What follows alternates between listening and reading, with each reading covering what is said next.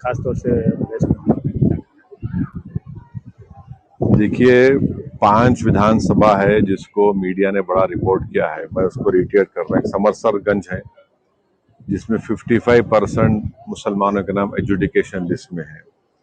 एक मोताबारी है, वहाँ 54.2% मुस्लिम नेम्स एजुकेशन में है। एक मनिक चाक है, उसमें 50% है।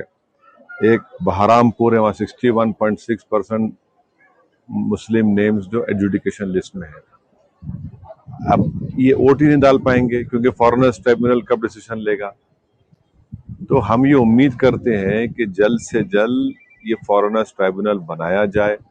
बहुत से लोगों के नाम शामिल भी किए गए, मगर बहुत से लाखों लोग अभी बाहर है, लोग परेशान हैं, कोई लाइन में खड़ा है, कोई क्लू नहीं है किसी के पास। तो इसमें क्लैरिटी लाने की बेहद ज़रूरत है और हम उम्मीद करते हैं कि इलेक्शन कमीशन ऑफ इंडिया चुनाव से पहले जल्द से जल्द एक ट्राइब्यूनल बनेगा और वो जितना जल्दी हो सके इन केसेस को डील करके, ताकि वोट डालने का राइट एक कॉन्स्टिट्यूशनल राइट है, उनको मिल सके। सर, जो सीज फायर हुआ है ईरान और अमेरिका के सीज फायर हुआ, उसको कैसे आप देख रहे हैं? देखिए, ये बड़ा डेलिकेट सीज फायर हुआ है और हमारा मानना यह है कि हालिया सालों में एक तो रशिया यूक्रेन का क्राइसिस हुआ, फिर इजराइल ने 7 अक्टूबर के बाद जेनोसाइड गाजा में किया, तीसरा ये इजराइल और यूएस ने मिलकर ईरान पर हमला किया। इन तीनों को आप देखेंगे तो भारत एक ग्लोबल साउथ की एक बहुत बड़ी आवाज है और भारत हमेशा सबसे ताल्लुकात अच्छे रखकर भी जहां पर अमन की बात आती थी वो एक तारीखी रोल हमने अदा करते आए हैं। मगर मैं फिर से इस बात को दोहरा रहा हूं कि प्रधानमंत्री का इजराइल का दौरा, उसका टाइमिंग बहुत गलत था। और चौथी बात यह है कि ये आप देख लीजिए कि इनको रिव्यू करना पड़ेगा। हम तो हमेशा इम्पार्शियल रहे और हम में इतनी एबिलिटी थी कि हम दो ममालिक अगर जंग कर रहे तो उनको बिठाकर हम बात कराते थे बगैर किसी का साइड लिए।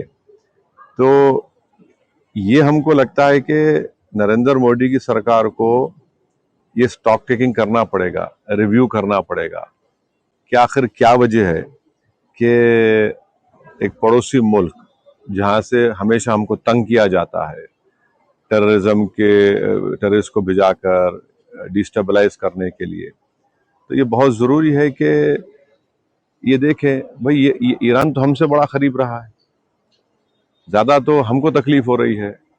स्ट्रेट ऑफ हॉर्मुज है, वहां से नहीं आ रहे हैं, गैस नहीं आ रहा हमारे पास। तो सीजफायर हुआ है तो उम्मीद करते हैं कि जो एनर्जी क्राइसिस आज देश में है वो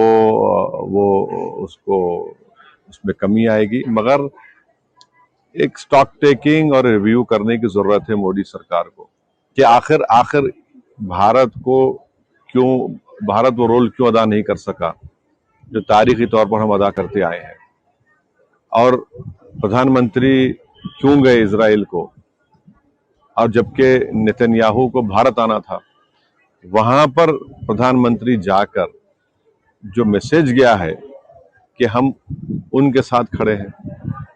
फिर बाद में हमला हुआ, उसके 5 दिन के बाद हम लोग कंडोलेंस दिए।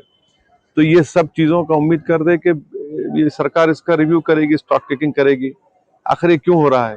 देखिए, अगर आप देश को बोलेंगे कि 3 घंटे की पिक्चर देख के खुश हो जाओ तो फिर ये तो फॉरेन पॉलिसी नहीं है। जो बीजेपी एक पिक्चर को प्रमोट कर रही है फॉरेन पॉलिसी के तौर पर, ये फॉरेन पॉलिसी होगी आपकी? ये आपकी इंटरनल सिक्योरिटी और एक्सटर्नल थ्रेट को रोकने की पॉलिसी? पिक्चर देखो और खुश हो जाओ। तो ये नहीं पाकिस्तान मीडिएशन कर रहा है उसकी बात कर रहे हैं या बीजेपी मूवी को आगे बढ़ा रही है अब कर रहे हैं? अक्लमंद को इशारा काफी है। मैं ये कह रहा हूं कि ये रोल भारत को अदा करना चाहिए था और अब वक्त आ चुका है कि हम हमारे स्ट्रेटेजिक रिजर्व्स जो है, अगर आप रिजर्व्स मिला लिए, ओएमसी के साथ मिलाए तो 70 दिन के हैं, मगर हमारे पास गैस के रिजर्व्स नहीं है।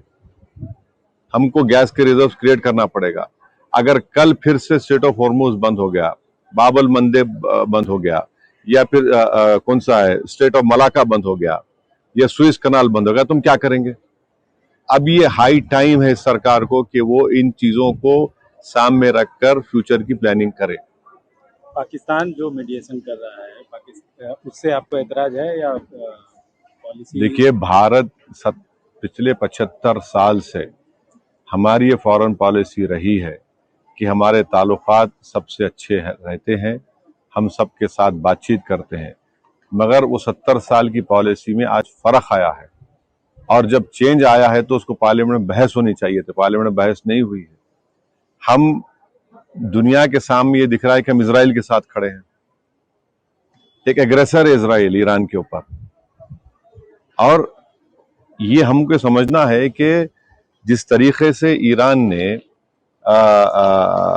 विथस्टूड किया यूएस और इजराइल को, ये तो एक साइन है कि हमको भी खड़े होना चाहिए इनके सो कॉल्ड हरकतों को।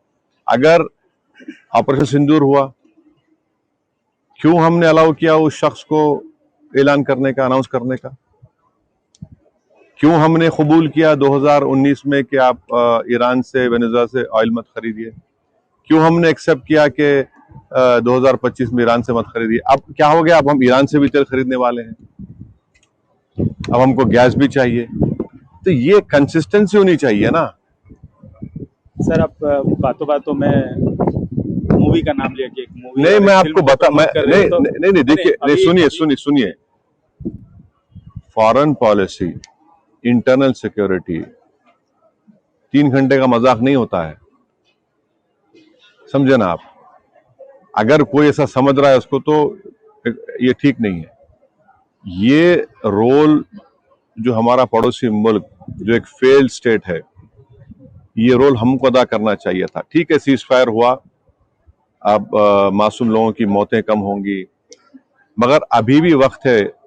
हम बीजेपी सरकार से कहेंगे कि लेबनान में जंगबंदी कराइए, आप खुलकर बोलिए, लेबनान में जो इजराइल कर रहा है गलत है। वो अब 20% टेरिटरी पे कब्जा कर लिया लेबनान की। वो अगर हम खामोश बैठेंगे तो फिर अक्साई चीन और पीओके कैसे वापस लेंगे हम? ये सोचने की जरूरत है। अभी मैं फिर से पूछ रहा हूँ, अभी बीजेपी एक फिल्म को प्रमोट कर रही है। मैं उस सवाल का जवाब देकर जो सीरियसनेस है इस डेवलपमेंट का, उसको कम करना नहीं चाहता हूं मैं।